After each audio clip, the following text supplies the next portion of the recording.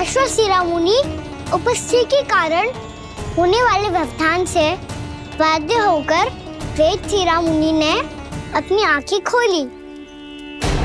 कौन हो तुम और यहाँ क्या कर रहे हो? आपके आश्रम में बहुत शांति है मुनिवर। साधना करने के लिए बहुत ही उत्तम स्थान है ये। मैं चाहता हूँ कि मैं भी यहाँ। आप यहाँ साधना करना चाहते हैं, लेकिन इतना भी नहीं जानते कि किसी के आश्रम में प्रवेश करने से पहले उसकी आज्ञा लेनी चाहिए। आप ये भी नहीं जानते कि यदि कोई यज्ञ कर रहा हो तो बिना अनुमति के वहाँ प्रवेश करने से उसकी यज्ञ साधना भंग हो सकती है। आप क्या साधना करेंगे मुनि? आप तो साधना के योग्य ही नहीं हैं। इतना अपमान! एक मुनि के मुख से इतने कड़वे शब्द शोभा नहीं देते। मैं तुम्हें श्राप देता हूँ, जितनी विषैली तुम्हारी जिह्वा है उतने ही विषैले सर्प बन जाओ तुम। और ऐसा सर्प जो सांस भी ले तो निकट का वातावरण दूषित हो जाए। तुम्हारे इस दुस्साहस के लिए मैं तुम्हें श्राप देता हूँ कि तुम अभी इसी क्षण कौवा बन जाओ, और ऐसा कौवा जो कांव कांव करके अनर्गल प्रलाप करता रहे।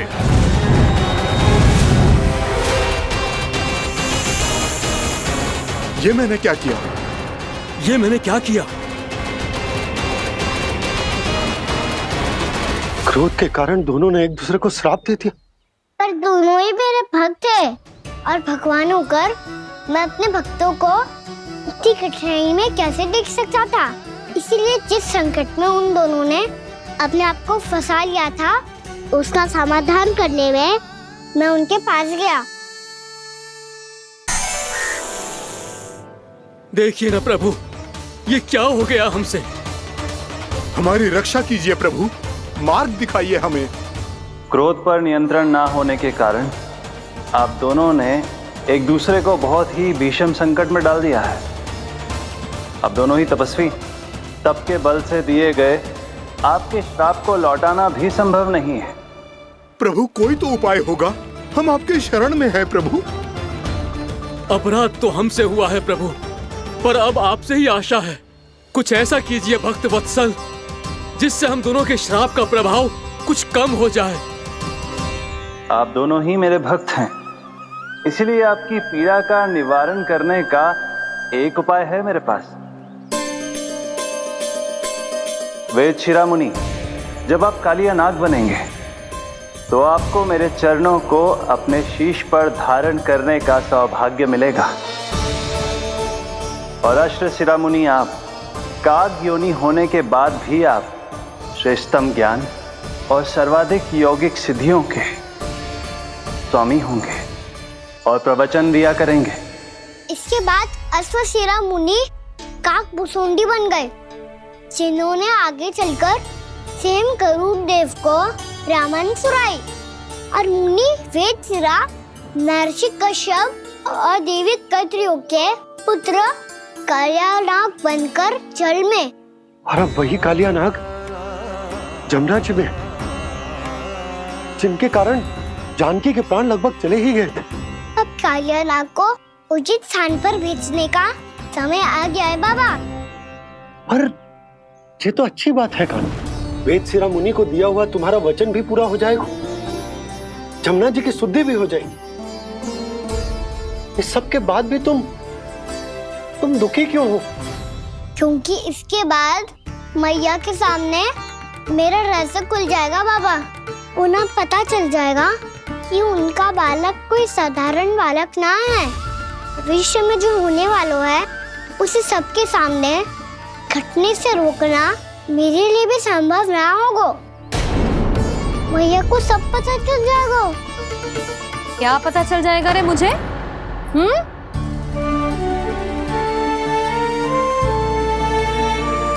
यही कि सबसे अधिक प्रेम मैं आपसे ही करता हूँ। अब बस भी कर, चलो भोजन के लिए बुलाने आई थी तुम दोनों को।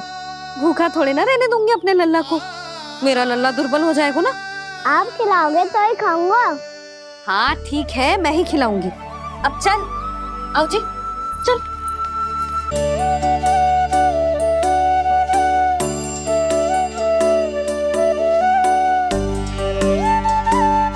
मैया खेलो ना मेरे साथ। मैया सुनो ना। मेरी बात ना मानोगी? अभी बहुत कार्य पड़े लल्ला, देख जानकी को औषधि भी देने जानो है ना। औषधि मैं दे दूंगा, फिर तो खेलोगी ना आप मेरे साथ।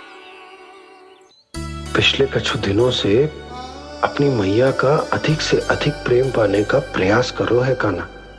इसका तो एक ही अर्थ हो सकता है कि कछु बहुत बड़ो होने वालो है। कान्हा रुक जा लल्ला। कान्हा क्यों तंग कर रहा है, मैया को पहन लेना। कान्हा, कान्हा, ये क्या करो तूने?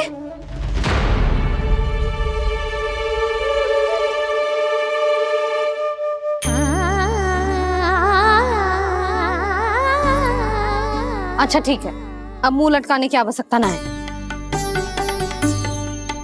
ये ले।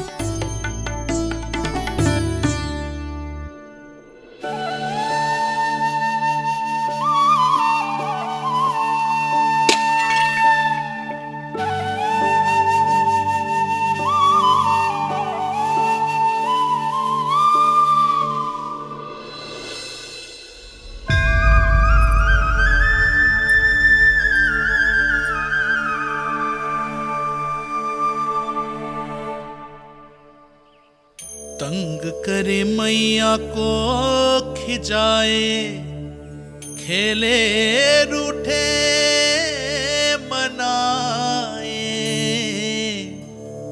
लीला अनोखी करके शरारत, कान्हा दंड भी पाए।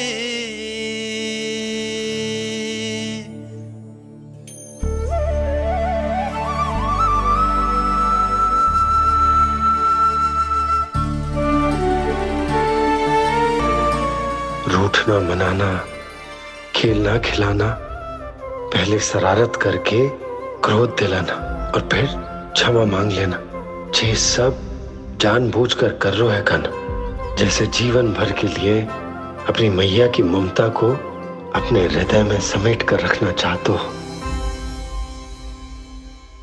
कैसे कैसे करूं उस कालिया से मित्रता, कैसे करूं उसका उपयोग?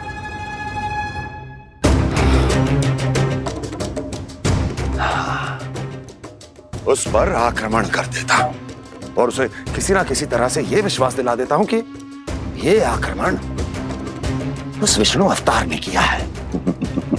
फिर वो क्रोध में आकर सारे वृंदावन वासियों को अपने विष से समाप्त कर देगा।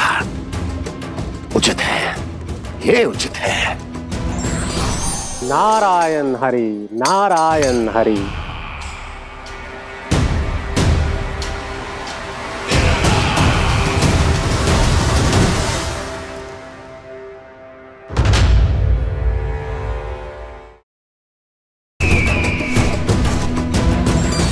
नारायण हरि, नारायण हरि।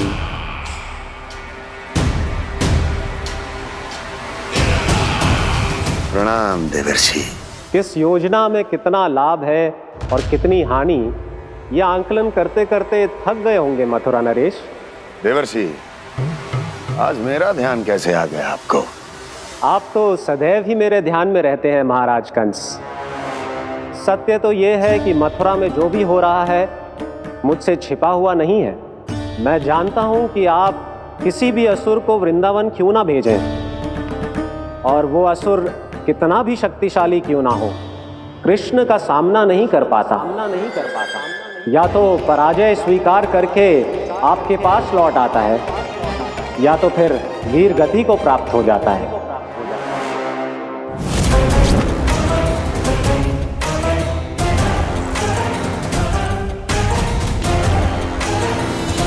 वाह, मुझे मेरी असफलताएं स्मरण कराने आए हैं, मेरे घाव को खुरेदने आए हैं, उन पे नमक छिड़कने आए हैं। मित्र को शत्रु समझने की भूल मत कीजिए महाराज कंस। मैं तो आपकी सहायता करने आया हूं। हाँ, और मेरी सहायता। कृष्ण विष्णु अवतार है, आप विष्णु के भक्त हैं। मैं हूं विष्णुद्रोही, फिर भी तो आपके आराध्य को हानि पहुंचाना चाहता है, उसकी सहायता करना चाहते हैं आप। क्या आप निश्चित रूप से कह सकते हैं कि आप ब्रह्मांड के सभी नियमों को अच्छी तरह समझते हैं? अवश्य। आपके लिए बस इतना ही जानना पर्याप्त होगा कि मैं जो कुछ भी कर रहा हूं उसके लिए मेरे व्यक्तिगत कारण हैं। मैं तो बस आपके हित में पिछली बार की तरह एक सुझाव लेके आया था, पर यदि आप मेरा सुझाव सुनना भी नहीं चाहते तो आपकी इच्छा। नारायण हरि, नारायण हरि। कारण चाहे जो हो, इनके पिछले सुझाव के कारण ही आज मेरे शत्रुओं की संख्या कम है, अन्यथा मैं देवकी के अन्य पुत्रों को भी जीवित छोड़ देता और आज वो सब अपने भाई के साथ मिलकर उसकी शक्ति को अनेक गुना बढ़ा देते। ठहरिए देव ऋषि,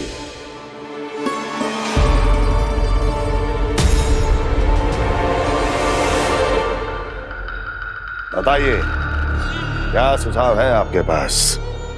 मेरे सुझाव का नाम है कालिया नाग।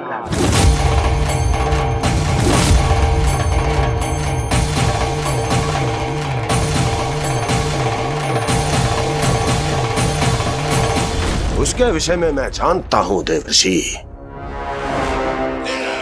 तो समस्या यह है कि मैं स्वयं उससे मिलने नहीं जा सकता, उससे भेंट नहीं कर सकता। उस कृष्ण की हत्या के लिए उसको वृंदावन जाने के लिए तैयार नहीं कर सकता। तो मत जाइए उसके सामने और ना उसे भेजिए कृष्ण के सामने। हर बार आप किसी न किसी असुर को अपने शत्रु के क्षेत्र में भेजते हैं, जहां शत्रु उसका सामना करने के लिए पूरी तरह से तैयार होता है और आपका असुर मारा जाता है। इस बार शत्रु को युद्ध स्थल चुनने का अवसर मत दीजिए महाराज।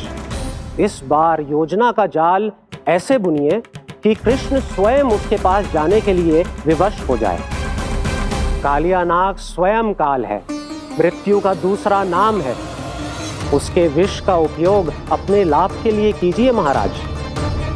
वैसे कालिया के विष की अधिकता का अनुमान तो होगा ही आपको।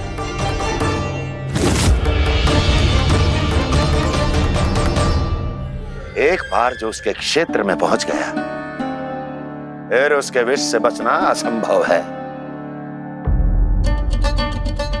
उचित सुझाव है देवर्षि, उचित सुझाव है। देवर्षि, उस छलिया विष्णु की भक्ति करते करते आप भी उसके रंग ढंग सीख गए हैं।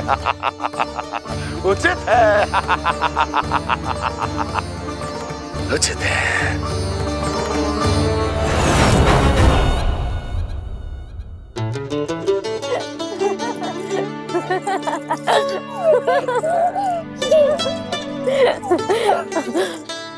बस बस, बहुत आनंद ले लियो लला।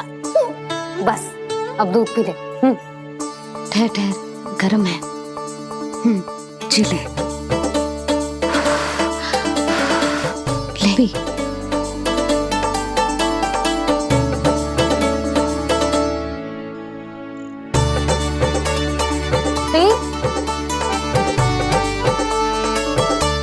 मैं ना होती तो ना जाने क्या होता तेरा। अपने आप दूध भी ना पी सकते है, भावला कहीं का। आपकी इस प्रेम के लिए तो मैं धरती पे आया हूँ मैया। मैं भी यही सोच रहा हूँ यशोदा कि तुम ना होती तो मेरा क्या होता। इसी बात पे थोड़ा दूध और कजू खाने को दे दो। अरे मैं तो भूल ही गई। तनिक ठहर जाओ जी, जे दूध पी लेना तो आपके लिए भी कछु ले आती हूँ।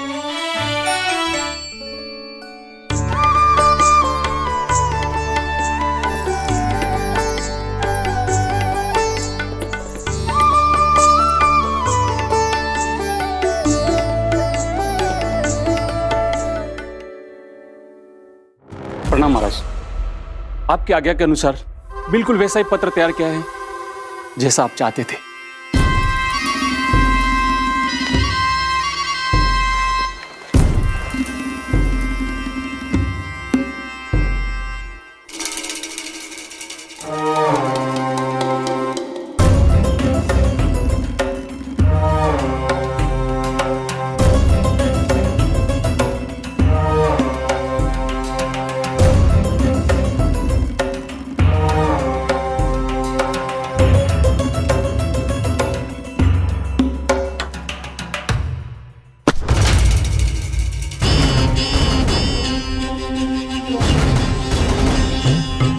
कृष्ण जन्म से लेकर आज तक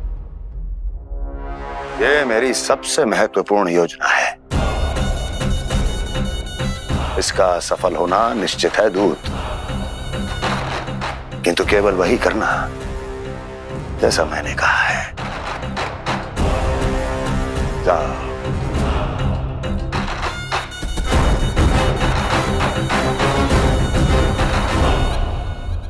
कान्हा,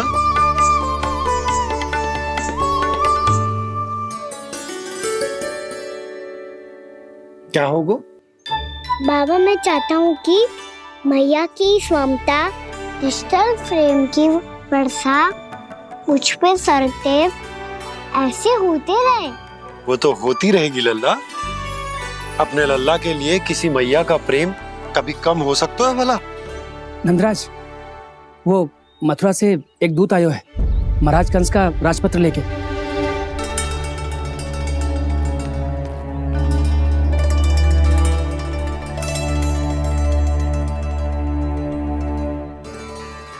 कान्हा अब क्या करने वाला है? तेरे बाबा कहाँ गए? हाँ?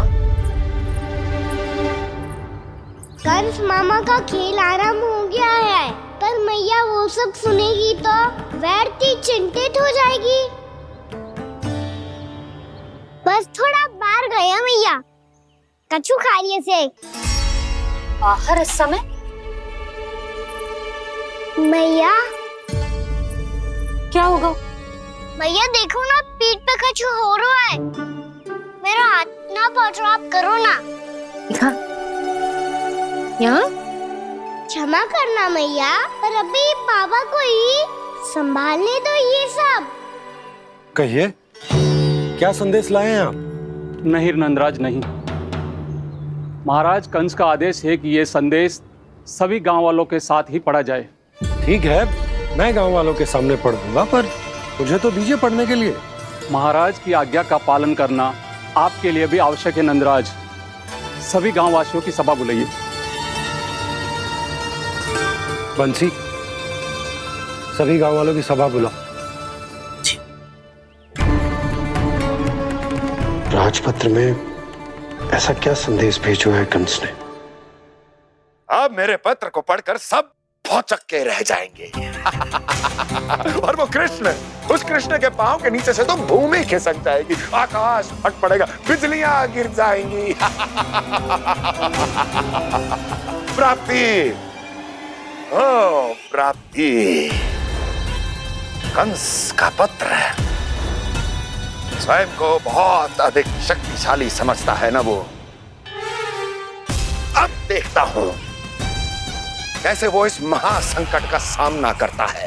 वो कृष्ण, वो अपनी मृत्यु स्वयं चुनेगा या मृत्यु की वेदी पर चढ़ा देगा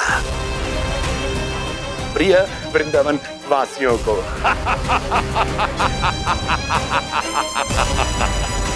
अब आएगा आनंद प्राप्ति, अब आएगा आनंद। सबको इकट्ठा करवा के ही पढ़वाएगो। अवश्य ही कोई विशेष संदेश दिया होगा कंस ने। मैं भी यही सोच रही हूँ सुलक्षणा जीजी, कछु ना कछु तो विशेष है, पर जे हो क्या सकता है? हाँ, बात तो सही है। ऐसा क्या हो सकता है? सभी गांव वासियों के सामने कहा जाए, कछु तो विशेष अवश्य लग रहा है। बाहर तक कोलाहल क्यों हो रहा है? मैया, मैया, अब क्या होगा? मैया देखो ना, सर पे कछु हो रहा है। लल्ला, नारायण ने तुझे हाथ दिए हैं ना? पीठ की बात अन्य थी। अपने सिर की सेवा स्वयं कर। सर पे तो हाथ पहुंच रहा है ना?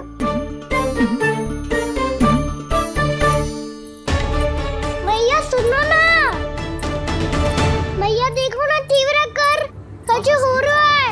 मैया देखो ना, तीव्र कछु हो रहा है।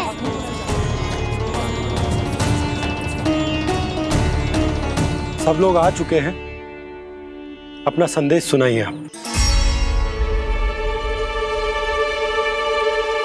गोपराज नंद और सभी वृंदावन वासियों को सूचित किया जाता है कि मथुरा अधिपति और आप सभी के महाराज कंस ने कल सुबह भव्य पूजा का आयोजन किया है। इसके लिए राज्य को वृंदावन के क्षेत्र के निकट यमुना नदी के मध्य में खिलने वाले 1 कोटि कमल के पुष्पों की आवश्यकता है। इसीलिए आप सभी को यह आदेश दिया जाता है कि ये सभी कमल के पुष्प प्रथम पहर से पहले राजसभा में पहुंचा दिए जाए। इतने सारे पुष्प वो भी प्रथम पहर से पहले कैसे हो सकते हैं? यदि आप ऐसा करने में असफल रहे तो इसे राज आज्ञा का उल्लंघन माना जाएगा और राजद्रोह के आरोप में आप सभी को कड़े से कड़ा दंड दिया जाएगा। स्मरण रहे, यदि कल की पूजा में इन 1 कोटि कमल के पुष्पों का ना पहुंचने के कारण कोई व्यवधान आया तो समस्त वृंदावन वासियों को दोषी माना जाएगा और पूरे गांव को निवासियों सहित धूल में मिला दिया जाएगा। कल प्रथम पहर तक का ही समय है आप सबके पास।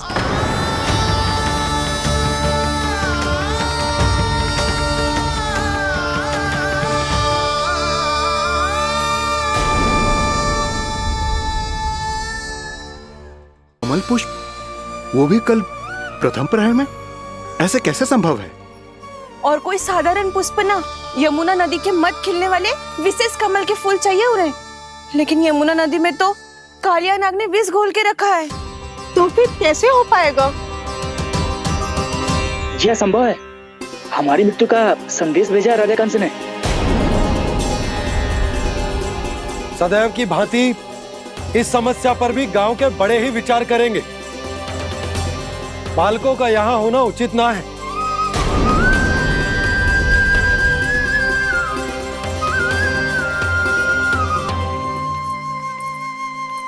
लल्ला ले, जे गेंद ले, जा अपने सखाओं के साथ खेल। सुबह उज्जवल, मधुमंगल वसंता, देखो मैया ने क्या दिया है।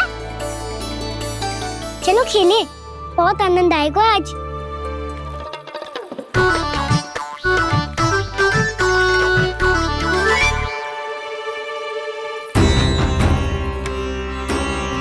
भानु, बंसी, जाओ और शीघ्र ही वो घेरे का कार्य समाप्त करो।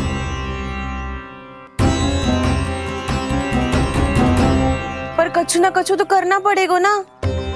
पर हम कर ही क्या सकते हैं? पुष्प लाने को और कोई उपाय है भी तो ना। मैं चला जाऊंगा जमुना जी में। वैसे भी मेरे जीवन के कितने दिन शेष बचे हैं। गांव के लिए, समाज के लिए कुछ करके मरूं, तभी तो शांति मिलेगी। ना काका, यदि आप उस विषैले जल में छलांग लगा भी दोगे, किंतु 1 कोटि कमल पुष्प एकत्रित कर पाना आपके लिए संभव ना है। इससे अच्छा है कि मैं चला जाऊं। यदि मैं मर भी गया तो मेरे पीछे रोने वाला कोई ना है। किसी को कहीं जाने की आवश्यकता ना है। गोप नरेश होने के नाते ये मेरा कर्तव्य है कि मैं आप सबकी रक्षा करूं। नंदराज, आपको जाना है तो जाओ। हरिया, काका, भैया सब चले जाओ। लेकिन आपको पता है वहाँ का जल कितना विषैला है। आप लोग एक क्षण भी जीवित नहीं रह पाओगे। फिर कैसे इकट्ठा करेंगे 1 कोटि कमल पुष्प? आप बात तो सही कह रही हैं शांति। उस दुष्ट कंस ने ऐसी मांग रख के हम सबको फंसा दिया। हम में से कोई भी क्यों ना चला जाए और इस संकट का समाधान ना निकले को। कान्हा, बताना कौन सा खेल खेलें? गेंद पकड़ खेलते हैं। पर एक बात सुन लो सब, कोई भी तीव्र गति से ना फेंकेगा गेंद को। भैया ने फ्रेम बनाई है मेरे लिए। सब तैयार हो?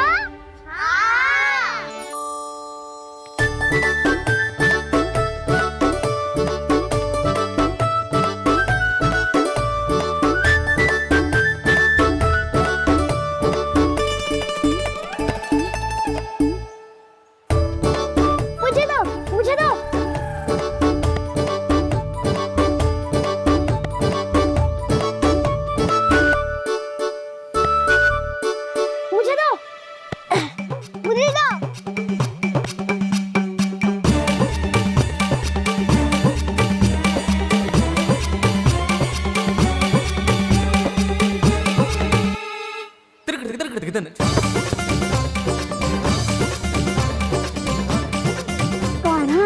इतनी धीरे से फेंकेगो तो कैसे आनंद आएगो?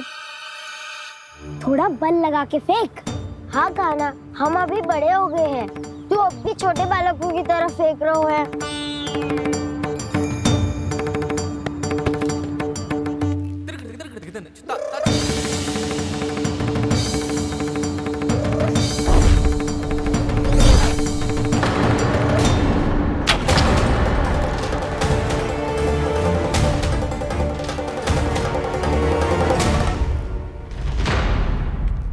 दीदी जी क्या करो कान्हा, गेंद तो डूब गई।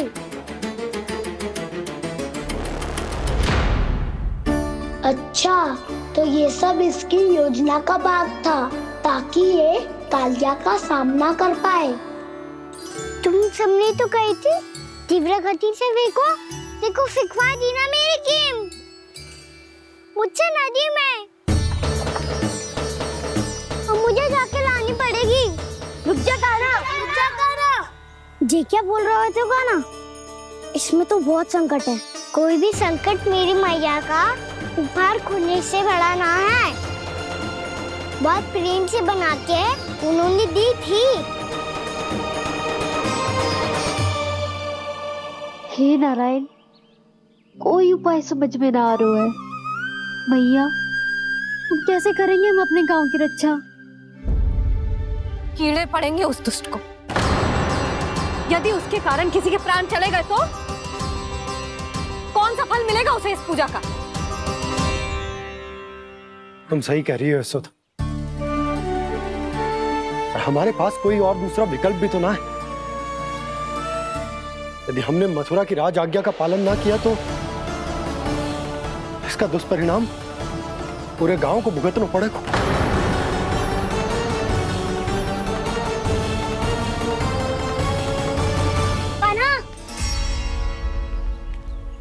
तुम्हें पता है कि तू भगवान है, दिव्य है, बहुत शक्ति है तुझमें, पर फिर भी हम तुझे विषैले जल में ना जाने दे सकते। कुछ होगा तो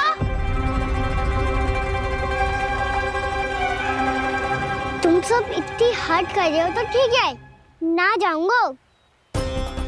गेंद कहाँ गिरी है, कितनी दूर गई है, ये तो देख लूं, ताकि उसे बाहर निकालने का कोई उपाय ढूंढ पाऊं।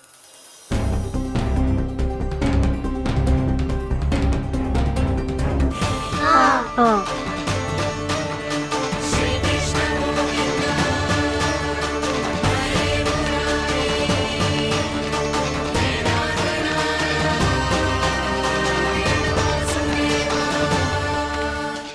कान्हा की ये लीला तो समझ ही नहीं आ रही। पहले इसने देवश्री नारद को मथुरा जाकर कंस को भड़काने के लिए कहा, फिर स्वयं ही दुखी भी हो गया कि अब इसका रहस्य सबके सामने खुल जाएगा। और अभी स्वयं ही तो इसने कहा था कि गेंद बहुत महत्वपूर्ण है, फिर स्वयं ही उसे नदी के विषैले जल में फेंक दिया।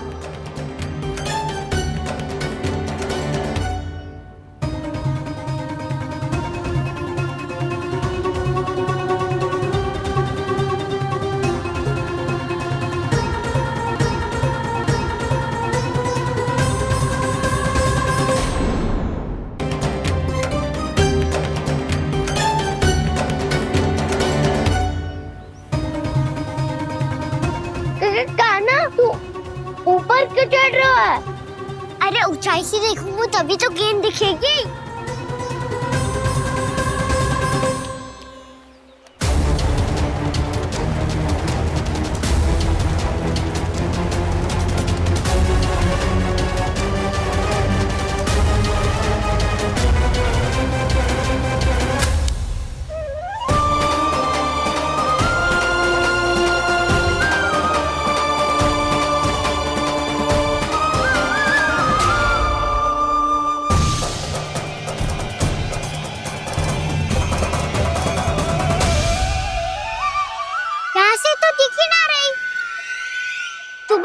से फेंकी थी ना?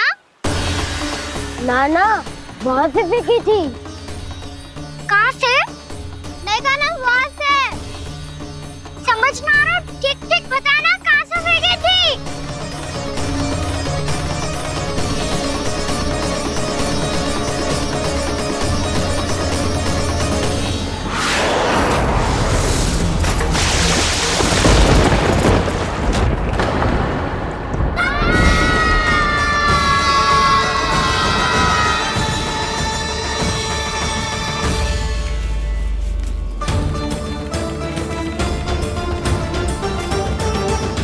कालिया नाग के क्षेत्र में जाकर कोई भी जीवित वापस ना लौट सको।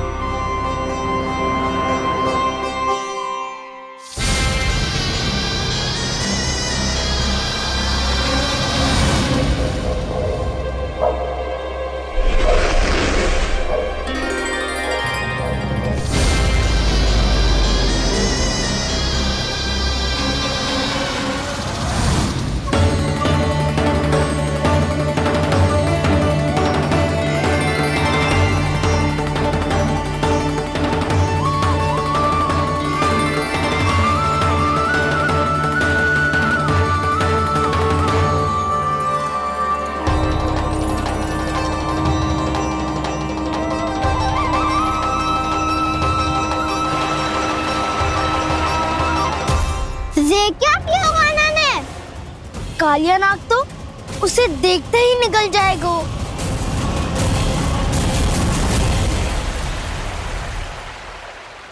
तो आरंभ से अब तक सब कुछ उसकी लीला का ही भाग था।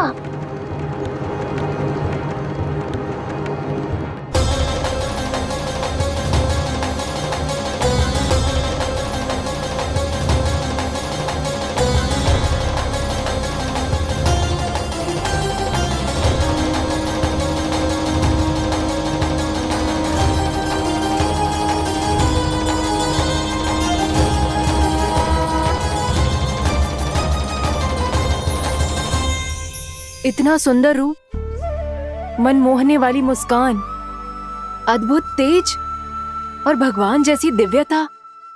कौन हो तुम? हाँ, तुम्हें देखकर तो हम सब सम्मोहित ही हो गए।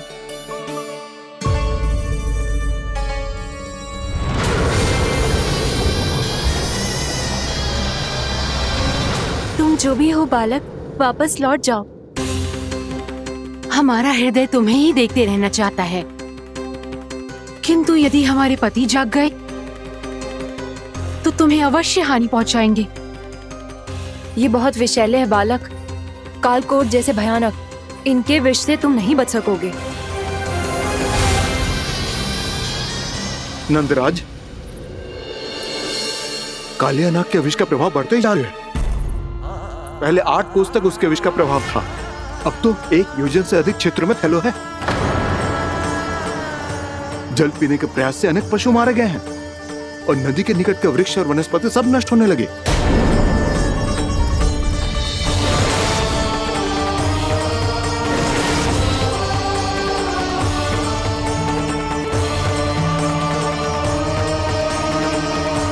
इनके विष की तीव्रता इतनी अधिक है बालक कि इनके संपर्क में आने वाले को तड़पने का भी अवसर नहीं मिलता।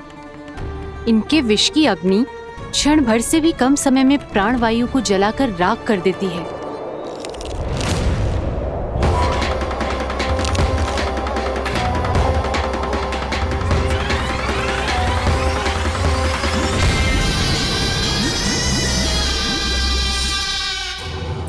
तब तो समस्या और भी गंभीर हो जाएगी। मैंने तो सुनो है कि कालिया नाग कम से कम 2 योजन लंबा है, सैकड़ों फन है उसके।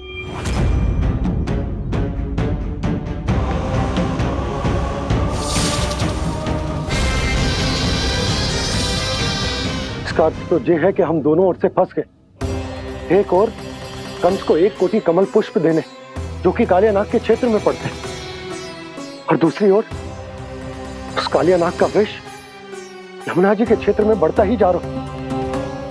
इसके कारण हम ही नहीं, निर्दोष पशु पक्षी भी संकट में।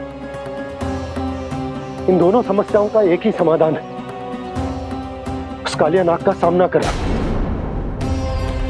और ये ना समझ आ रहा कि हम ये करेंगे कैसे, क्योंकि ये बात साधारण मनुष्य के बस की ना, हमारे लिए ये असंभव है।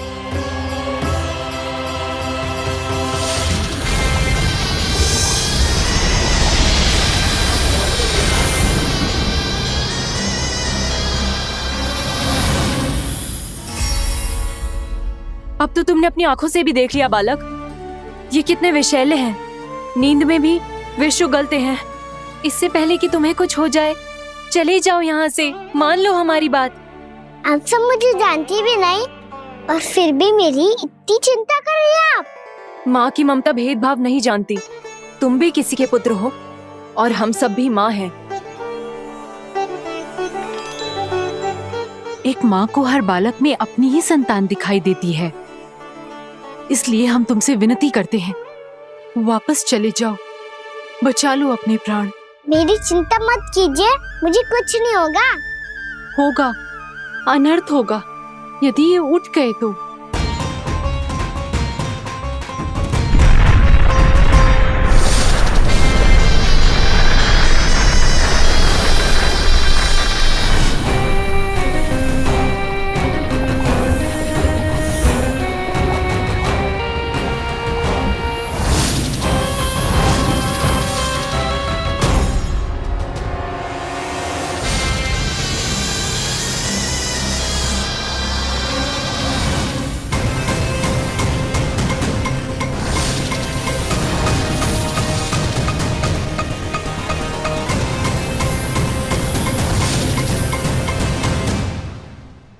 सामने होते हुए भी अपने इश्क को केवल वही देख सकता है जो अपना अभिमान त्याग चुका हो।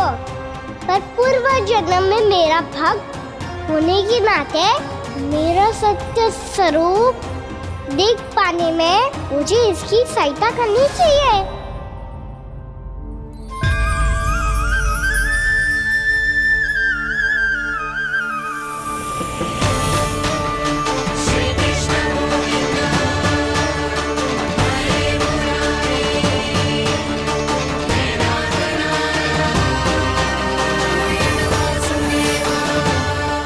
देखो हमारा छोटा सा कान्हा कैसे डट के खड़ा हुआ है। इतने विशालकाय, इतने महाभयंकर सबके सामने।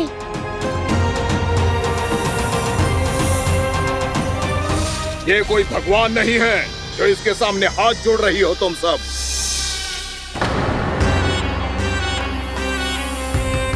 एक सामान्य साधारण बालक है ये, जो ये तक नहीं जानता कि इसके सामने है इसका काल, कालिया। तू कौन है बालक? मेरे इतने निकट आकर भी तू जीवित कैसे है? मेरी नहीं, अपनी चिंता करो कालिया। बहुत मनमानी कर ली तुमने। अब बस मैं तुम्हें रोकना हूँ। अब बस मैं तुम्हें रोकना हूँ। मैं तुम्हें रोकना हूँ। बित्ते भर का है तू, मेरे विष के बारे में जानता ही क्या है? और कहता है मुझे रोकने आया है। किससे? किससे रोकना चाहता है तू मुझे? मुझे क्रोध दिलाने की भूल मत कर बालक। अपनी फुंकार से ही तेरी इस मुस्कुराहट को अंतिम मुस्कुराहट बना सकता हूं मैं। शीघ्र बता, कौन है तू और किसने भेजा है तुझे? तुम्हें आवाज भी है कि अपनी पुकारों से तुम कितना विष भूल चुके हो। पवित्र यमुना नदी को कितना दूषित कर दिया तुमने। और यही नहीं, तुम्हारे कारण निकट के जीव जंतुओं, वृक्ष, वनस्पतियों सबको हानि पहुंच रही है। तो क्या? मुझे उससे क्या? मुझे है आपत्ति है मुझे तुम्हारे इस व्यवहार से, और इसीलिए तुम्हें यहाँ से जाना होगा। यहाँ से जाना होगा।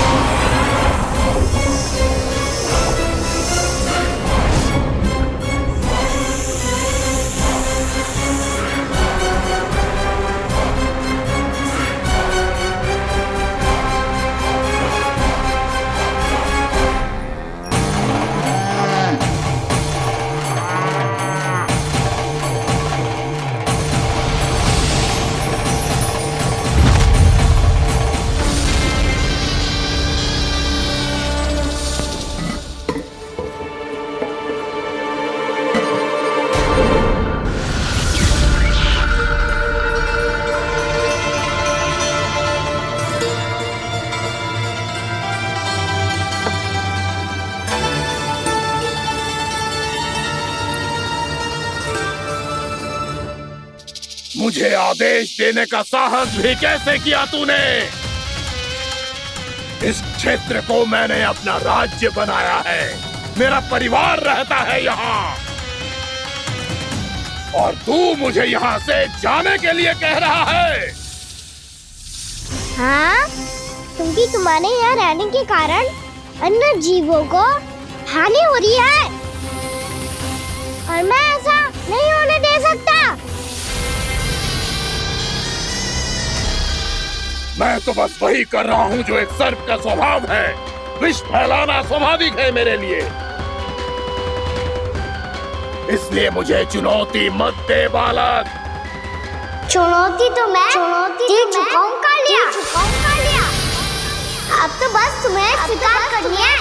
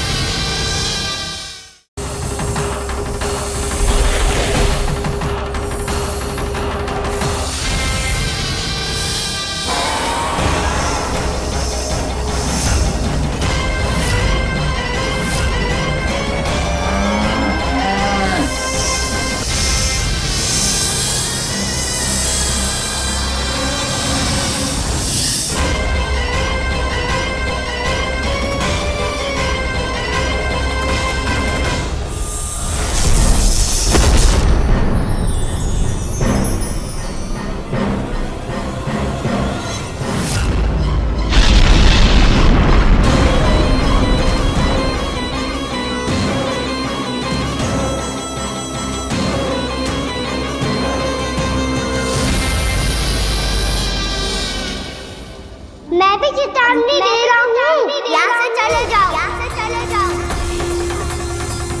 अपनी भूल को पहचानो कालिया, तुम जो कर रहे हो अनुचित है।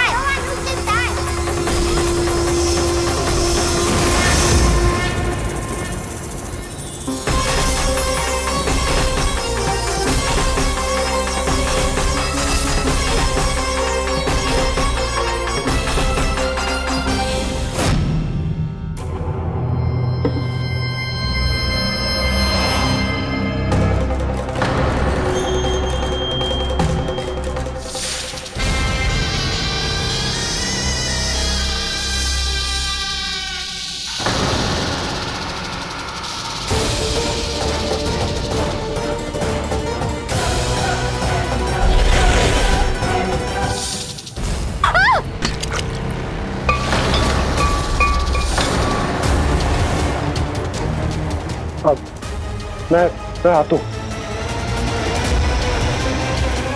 क्या हो गया सुधा? मुझे आवाज हो रहा है जी, कछु ना कछु गड़बड़ है। यशोदा, जो समस्या हमारे सामने है, हम सभी उसका समाधान खोजने में जुटे। तुम विश्वास करो, मैं कोई ना कोई समाधान अवश्य ढूंढ लूंगा। हम कैसे भी करके वो कमल के पुष्प उस कंस तक पहुंचा देंगे। नाना, समस्या उससे कहीं अधिक है, उससे कहीं अधिक बड़ी, उससे कहीं अधिक भयानक है।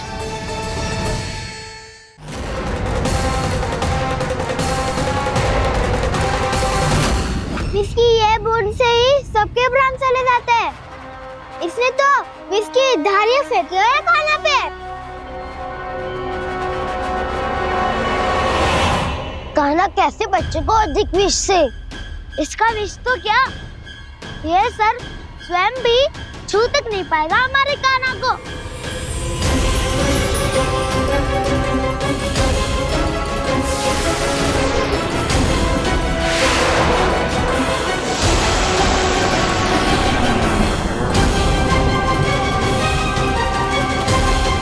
तुम्हारे सखा को, मेरे भाई को कोई हानि नहीं पहुंचा पाएगा। ये कान्हा का सत्य चाहे जो हो बलराम, पर अभी तो जो एक बालक ही है ना।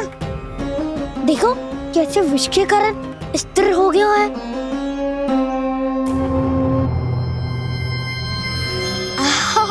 हाउ सर्फ ने कितनी आसानी से अपनी पूंछ से बांध लिया है। मुझे यहाँ से भगाना चाहता था ना तू? अब मैं तुझे दिखाऊंगा अपना सामर्थ्य।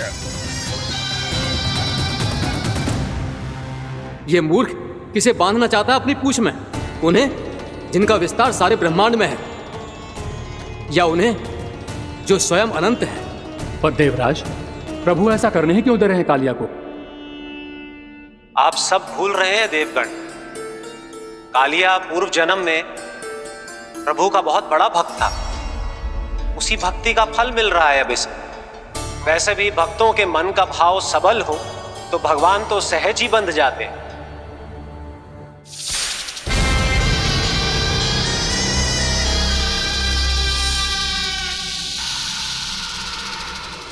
बलराम, तुमने ही तो कही थी कान्हा को कछु ना होगो। देखो उस दुष्ट ने चारों ओर से जकड़ लियो है।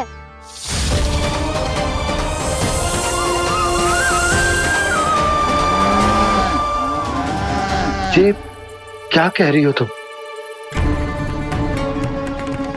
जसोदा जी, क्या हुआ? घबरा क्यों रही हो आप? सुलक्षणा, मुझे आभास हो रहा है कुछ बहुत बड़ी अनहोनी हो गई है। नंदराज, नंदराज, नंदराज!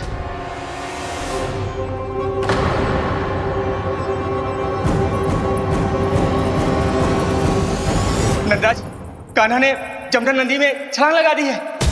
कान्हा ने जमदग्नि नदी में छलांग लगा दी है। कान्हा ने जमदग्नि नदी में छलांग लगा दी है। कान्हा जमुना में कूद गया है। मुझे लगा था आज कछु गड़बड़ होने वाली है। मुझे आज कान्हा को ना जाने देना चाहिए था।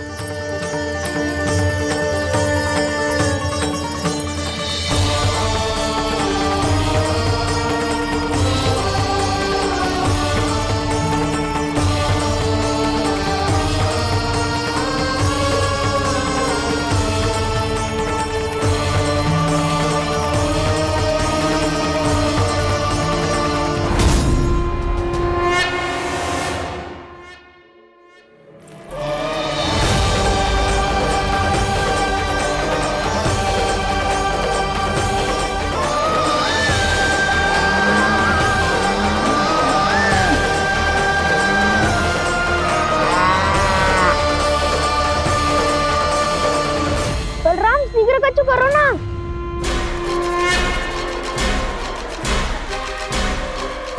कछु भी करो पर कान्हा को बचाओ।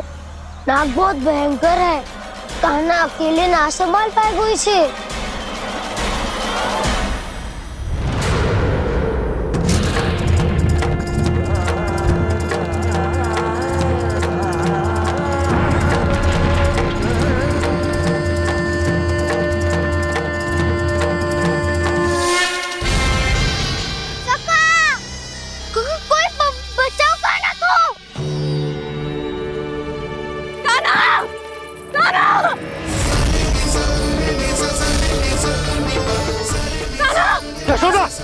यशोदा रुको। छोड़ दो मुझे, छोड़ दो मुझे। जीजी संभालो, बावली हो गई है। जीजी संभालो। कान्हा, कान्हा।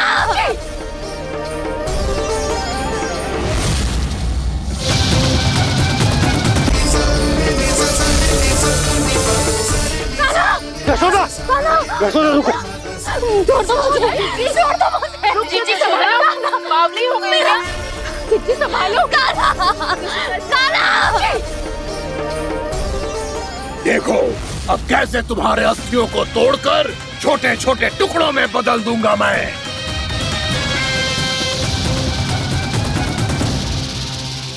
जी आप जाओगी तो आप भी फंस जाओगी। अपने लल्ला के लिए मैं किसी भी संकट का सामना करने के लिए तैयार हूँ। छोड़ो ना यशोदा, हमें कोई और उपाय खोजना पड़ेगा। कोई और उपाय? आप देख ना रही मेरा कान्हा किस दशा में है। कान्हा मैया के वश में नहीं है, नहीं तो ये अपने लल्ला के लिए साक्षात काल का भी सामना कर ले। ये तो केवल कालिया नाग है। हे नागराज, आप मेरे प्राण ले लो पर कान्हा को छोड़ दो। ना नागराज, आप मेरे प्राण ले लो, मैं विरोध भी ना करूंगी। ना नागराज, आप मुझे मार दो पर मेरे कान्हा को छोड़ दो। ना ना ना ना नागराज, मेरे प्राण ले लो। हमारे कान्हा से क्या शत्रुता है आपकी? प्रभु के लिए जो प्रेम यशोदा मैया के हृदय में है वही इन सभी गोपियों के हृदय में भी है।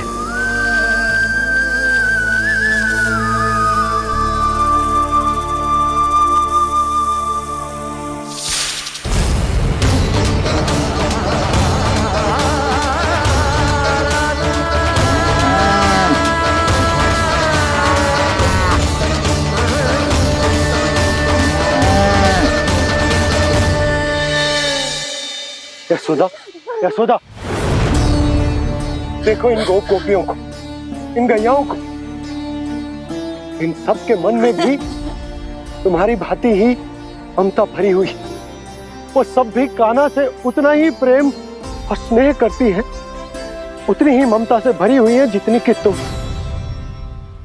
तो तुम ही सोचो, जिसके साथ इतनी ममता और इतना स्नेह, इतना प्रेम, उसका कोई क्या कर सकता है? उस काले नाग का वेश इस सब आशीर्वादों के सामने कछु न है। कछु करो जी, उसे बोलो वो मेरे प्राण में से मेरे कान्हा को छोड़ दे। यशोदा,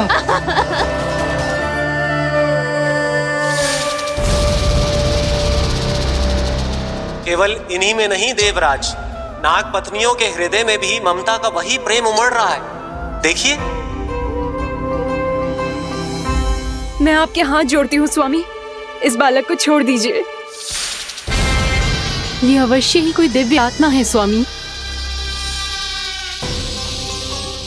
हम आपसे विनती करते हैं स्वामी, इस नन्हे बालक को हानि मत पहुंचाइए स्वामी।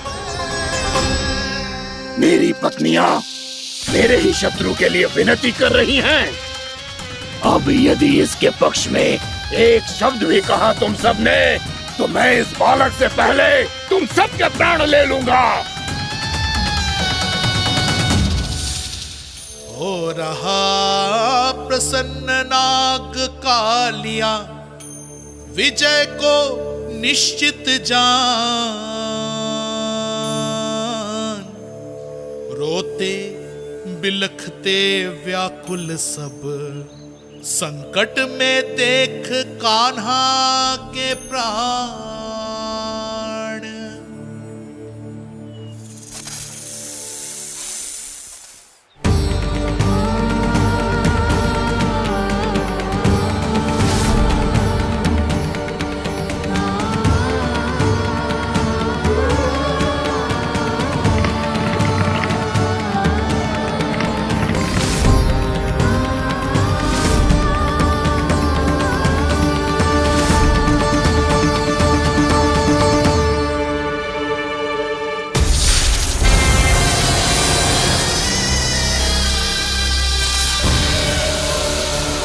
कुछ करो जी, मेरे लल्ला को बचा लो, कोई तो कुछ करो।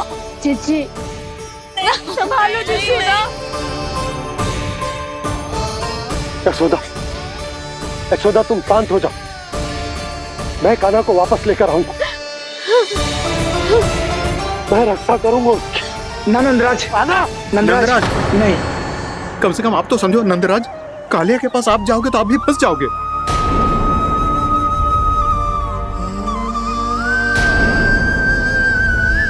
बलराम, तेरा भाई इतनी भीषण संकट में है और तुझे जरा भी दुख ना हो रहा? क्या आप सब अब तक नहीं समझ पाए कि कान्हा सच में कौन है? छोटे बाबा, आप तो उसका सत्य जानते हैं ना?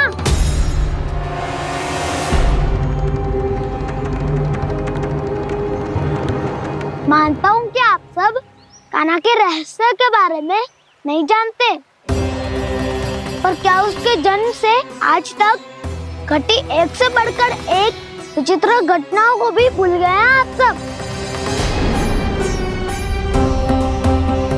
भूल गए हैं कि कैसी पूतना जैसी राक्षसी उसका कुछ बिगाड़ नहीं पाई, कैसे तरनावती जैसा भयानक राक्षस उसे एक खरोच भी नहीं दे पाया था।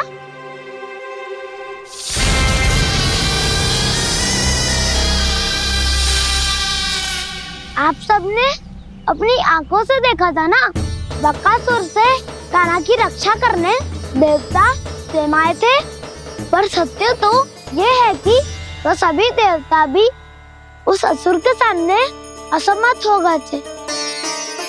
तब कनाडे बहुत ही आसानी से उस भयंकर असुर का वध किया था।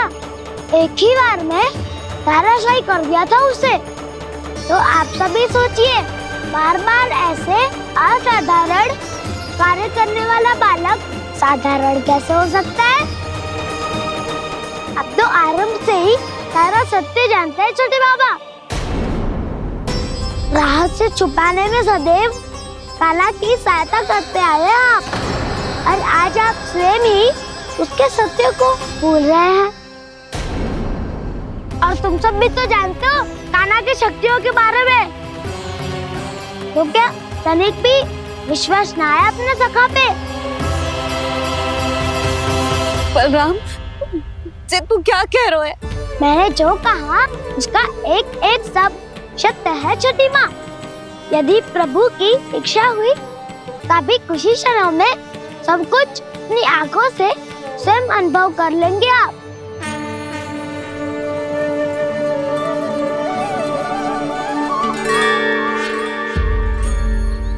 शांताकारं भुजगशयनं पद्मनाभं सुरेशं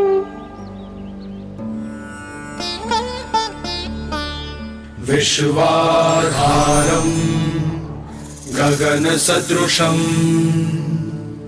मेघवर्णं शुभांगं लक्ष्मीकान्तं कमलनयनं योगी वीरध्यानगम्यं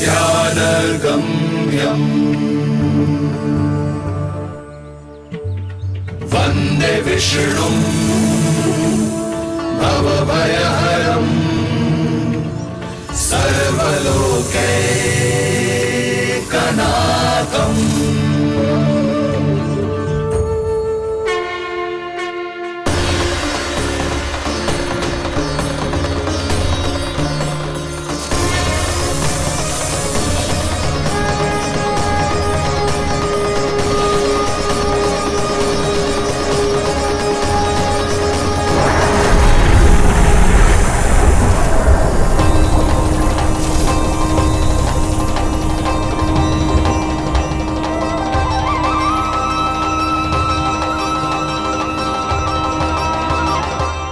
तुझे क्या लगता है बालक कि तू मेरी जकड़ से निकल गया तो अब बच जाएगा तू?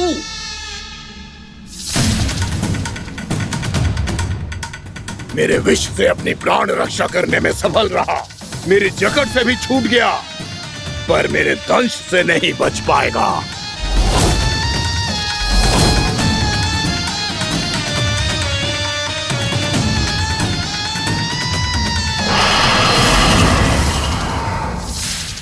अब भय से भाग रहा है, पर मैं तुझे मृत्यु देकर रहूंगा।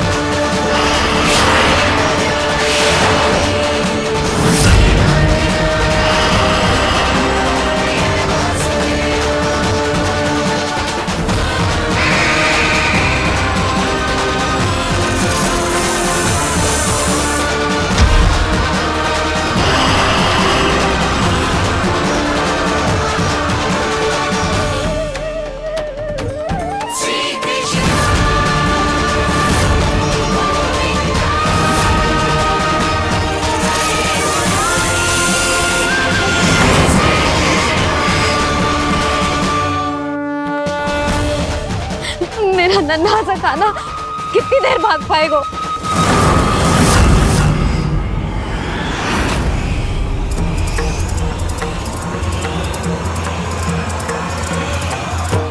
और कितनी प्रतीक्षा करोगे मेरी भक्त कालिया? भक्त नहीं, काल हूं मैं तेरा। जब अहंकार का मुकुट बुद्धि को ढक लेता है तो भक्त अपने भगवान को भी नहीं पहचान पाता। व्यर्थ की पहेली में मत उलझा बालक। ना मैं भक्त हूँ और ना तू भगवान।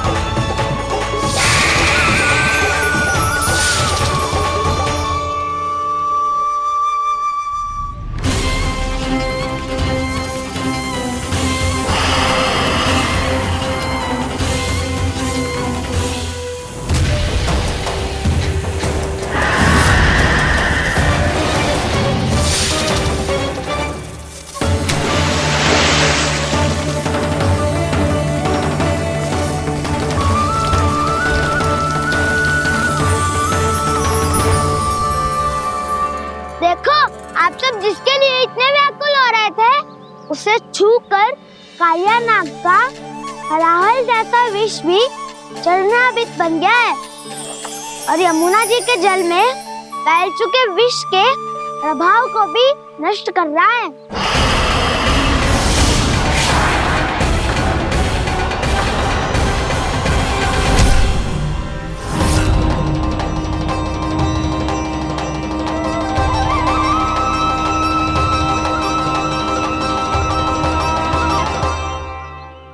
धर्म रक्षक अधर्म विनाशक प्रभु श्री कृष्ण का कौशल सचमुच अद्वितीय है। नारायण नारायण।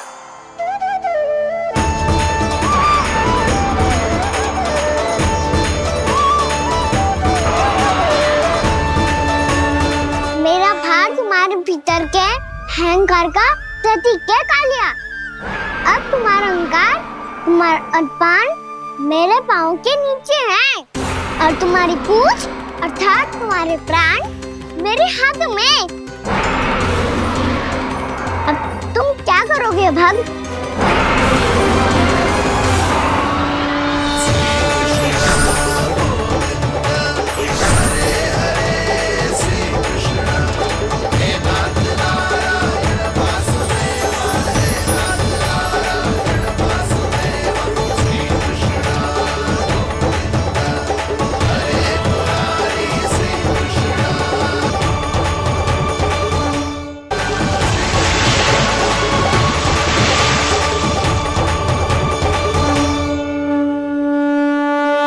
प्रभु, भले ये आपको पहचानने में असमर्थ हो, पर हम सब ने आपको पहचान लिया है।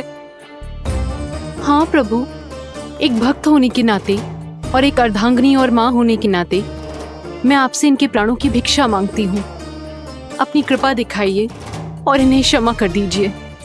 आपके लिए मित्र और शत्रु में कोई अंतर नहीं प्रभु। उसी तरह आपकी कृपा और दंड में भी कोई अंतर नहीं। दोनों दया ही तो हैं, अकारण ही किसी को प्राप्त नहीं होती। हमें विश्वास है कि हमारे पति को मिला ये दंड कोई अभिशाप नहीं है, आपका वरदान है। ये सत्य है प्रभु कि इनसे बहुत से पाप हुए हैं।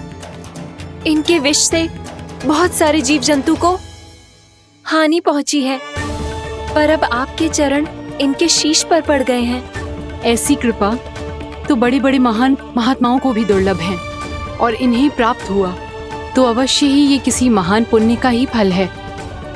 हे प्रभु, उन्हीं पुण्य कर्मों की शक्ति का आह्वान कर मैं आपसे विनती करती हूँ, इन्हें प्राण दान दीजिए। मैं अपने इस भक्त को क्षमा अवश्य करूंगी देवियों, यदि ये अपने अहंकार को त्याग कर मुझे पहचान ले तो।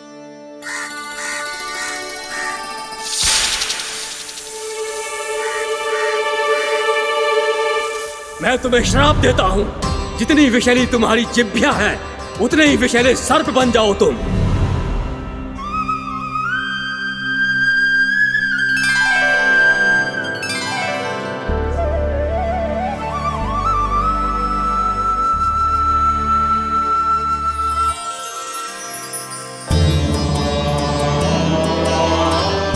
नारायण, मुझे क्षमा कीजिए नारायण। मैं तो आपका परम भक्त था, किंतु मैं आपको पहचान नहीं सका। इसका दंड तो मुझे मिलना ही था, किंतु मैं अब प्रायश्चित करना चाहता हूं। इसके लिए यदि आप मेरे प्राण भी ले लेंगे तो भी मुझे कोई दुख नहीं होगा। मैं अपना जीवन, मृत्यु और अपना अस्तित्व सब कुछ आपको समर्पित करता हूं। मैं तुम्हारे क्रोध के कारण श्राप मिला, जिसे विशाल सर्प के रूप में तुम्हारा जन्म हुआ, और सर्प का तो स्वभाव है विष फैलाना, इसीलिए तुम्हें दंड नहीं दूंगा। मैं सिर्फ सभी अपराधों का पश्चाताप कर लिया, इसीलिए मैं तुम्हें क्षमा करता हूँ कालिया।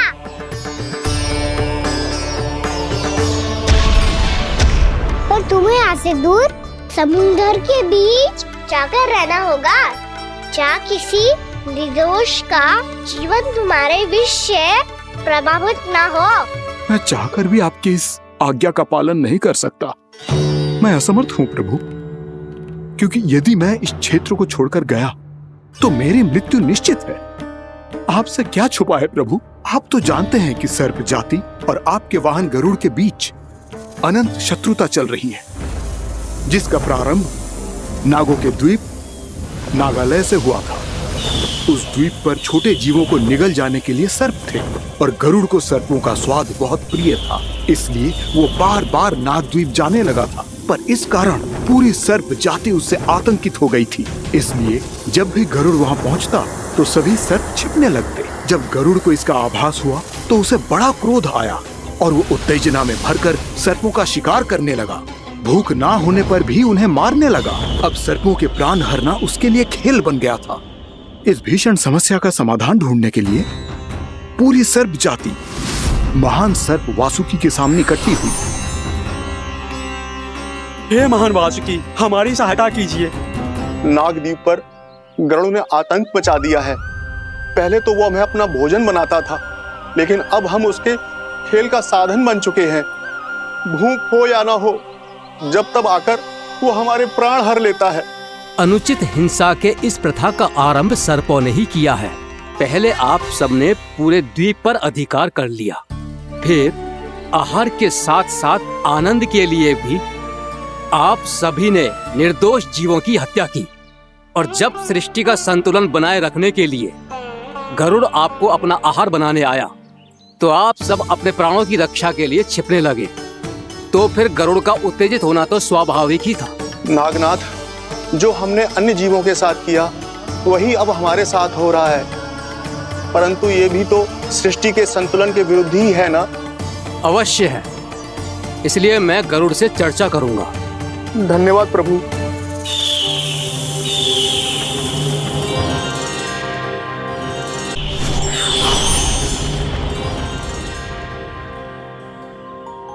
श्री नारायण के वाहन पक्षीराज गरुड़, मैं संपूर्ण सर्प जाति की ओर से आपसे एक निवेदन करने आया हूँ।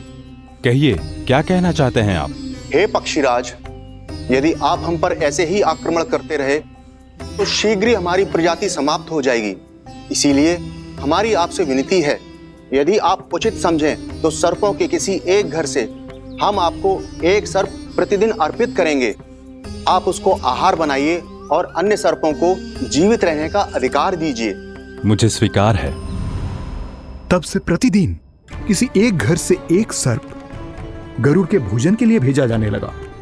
समय के साथ मेरे घर की भी बारी आई, परंतु मैंने एक बहुत बड़ी भूल कर दी। समय आ गया है स्वामी, आज गरुड़ के आहार के लिए इसे चुना गया है। कौन है यह गरुड़ और क्यों दूं मैं इसे कोई भेंट? स्वामी, सभी सर्प राज्यों और गरुड़ के बीच में यही समझौता हुआ है, हमें इसका सम्मान करना ही होगा। मैंने कोई समझौता नहीं किया, मैंने कोई वचन नहीं दिया और ना ही मैं किसी गरुड़ से भयभीत होता हूँ। यदि इस राज्य में किसी को सर्पों को अपना आहार बनाने का अधिकार है तो वो केवल मुझे है। अब से गरुड़ को दी जाने वाली हर भेंट मुझे दी जाएगी, महाविषधारी महान नागराज कालिया को। यह और कुछ नहीं, मेरा अभिमान था प्रभु, और यह मेरे इस जन्म की सबसे बड़ी भूल थी, क्योंकि फिर जब गरुड़ को इस बारे में पता चला तो। कालिया, अभिमान में आकर तूने अपने काल को ललकारा है। जिस कालिया के नाम में ही काल छिपा है, तू उसे ललकारने का दुस्साहस कर रहा है। गरुड़ स्वयं को भगवान विष्णु का वाहन कहता है, तो वाहन का ही कर्म कर। स्मरण रख, इस धरती के सर्वश्रेष्ठ योद्धाओं के लिए भी मैं मृत्यु का दूत हूँ। विनाश काले विपरीत बुद्धि। तुझ जैसे मूर्ख सदा इस युक्ति को सार्थक करते आए हैं। अपने विनाश को आमंत्रण किया है तो अब भोग।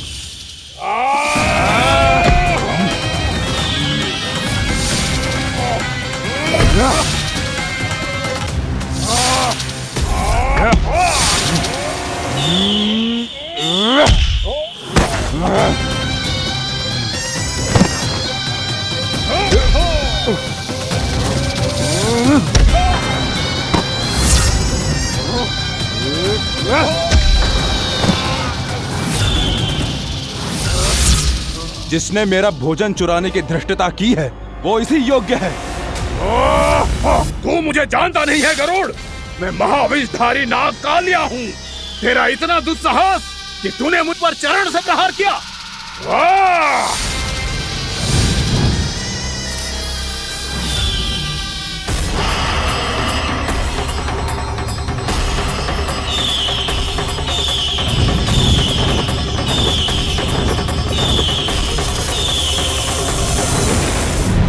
मैं अपने अभिमान में भूल गया था कि गरुड़ मुझसे कहीं अधिक शक्तिशाली है। इसलिए अपने प्राणों की रक्षा करने के लिए मैं एक स्थान से दूसरे स्थान भागने लगा। नदियां, पर्वत, यहां तक कि मैंने सागर भी लांघ डाला, पर मैं जहां भी जाता गरुड़ के रूप में मेरा काल वहीं आ जाता। इसीलिए मृत्यु की आशंका से भयभीत होकर मैं अपने बड़े भाई मां कद्रू के प्रथम पुत्र अनंत शेषनाग से राय लेने चला गया। भैया, मैं यहां आपसे आपकी सहायता लेने आया हूं। मेरी एक छोटी सी भूल के कारण यह गरुड़ मेरा पीछा कर रहा है। मुझे हर समय हर स्थान पे ढूंढते रहता है। यदि उसने मुझे ढूंढ लिया तो वो निश्चित ही मेरे प्राण ले लेगा। मुझे कोई ऐसा स्थान बताइए जहां मैं अपनी पत्नी और अपनी संतानों के साथ शांति से रह सकूं। तुम यमुना नदी के किनारे वृंदावन क्षेत्र में जाके वास करो कालिया। गरुड़ वहां प्रवेश नहीं कर सकता, क्योंकि उसे ऋषि सोबरी का श्राप मिला हुआ है।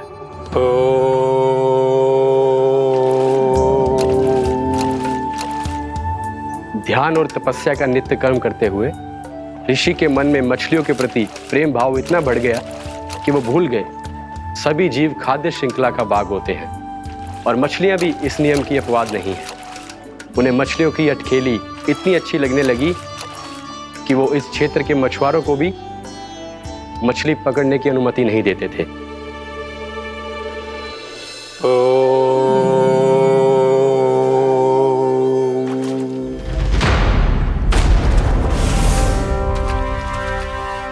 उस दिन वो उस पक्षी को नहीं रोक पाए, पर तब से सावधान रहने लगे।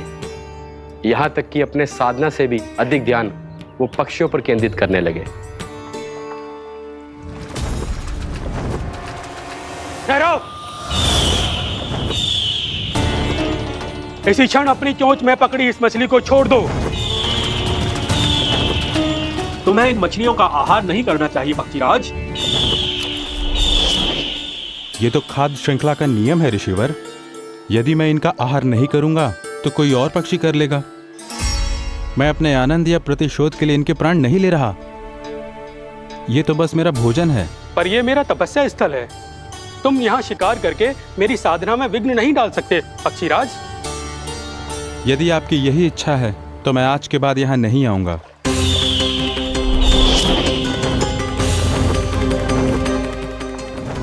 पर आज ये मछली मेरे आहार के रूप में पकड़ी जा चुकी है। मैं वचन देता हूँ ऋषिवर, इस स्थान पर यह मेरा अंतिम शिकार होगा।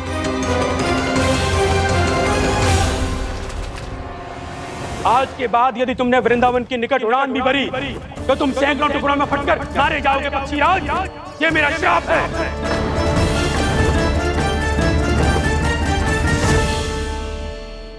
और इसीलिए भैया शेषनाग के सुझाव के अनुसार मैं यहां आ गया। पर अब यदि मैं कहीं और जाऊंगा तो मेरे प्राण नहीं बचेंगे प्रभु। निश्चिंत रहो कालिया, अब से गरुड़ तुम्हें कोई हानि नहीं पहुंचाएगा। अब तुम्हारे फनों पर मेरी पक्षिंग बन गए कालिया, इसीलिए अब से तुम्हें गरुड़ से कोई भय नहीं होगा।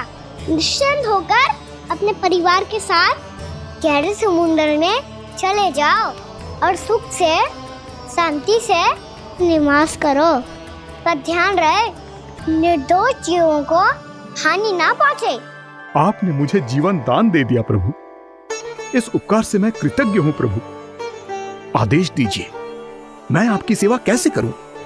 तुम्हारे जल क्षेत्र से 1 कोटि कमल पुष्पों को लेने की अनुमति दे दो कालिया।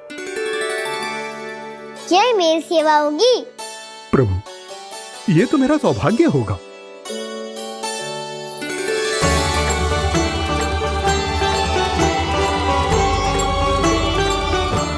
एक कोटि के स्थान पर हम 3 कोटि कमल पुष्प ले आए प्रभु। मैं तुम्हारी सेवा भाव से प्रसन्न हुआ कालिया। रमणक द्वीप पर चले जाओ ताकि तुम्हारे कारण फिर कभी किसी निर्दोष जीव को हानि ना पहुंचे और न ही तुम्हारा विष मेरे प्रिय यमुना नदी के जल को दूषित कर पाए। मैं तुम्हें आशीर्वाद देता हूँ। आज यहाँ मेरे द्वारा तुम्हें दिए गए इस आदेश का स्मरण जो भी भक्त करेगा और प्रातः काल और संध्या काल में इसका उच्चारण करेगा, उसे फिर कभी किसी संकट से कोई भय नहीं होगा। ये स्थान अब से काला कुंड के नाम से जाना जाएगा। यहाँ पर स्नान करने वाला और देवताओं को इस क्षेत्र से जल का अर्घ्य देकर प्रसन्न करने वाला भक्त यदि मेरा स्मरण करके पा सकेगा तो वो अपने सभी पापों से शीघ्र ही मुक्त हो जाएगा।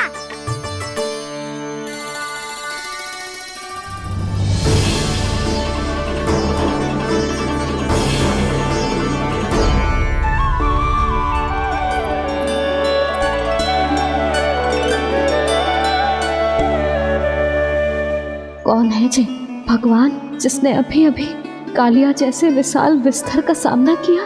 क्या एक साधारण बालक जो शीत की अधिकता से ठिठुर रहा है? क्या करूं? मैं लल्ला को ममता के आंचल में छुपा लूं या भक्त बनकर प्रभु की लीला देखती रहूं? क्या करूं मैं? कितना ठंडा था जल, बहुत सर्दी लग रही है। सर्दी से तड़पते हुए कैसे देखूं इसे? अभी जाके अपने पल्लू से सुखाती हूँ। हृदय से लगा के स्नेह की आंच दूंगी तो सर्दी पल भर में छूमंतर हो जाएगी।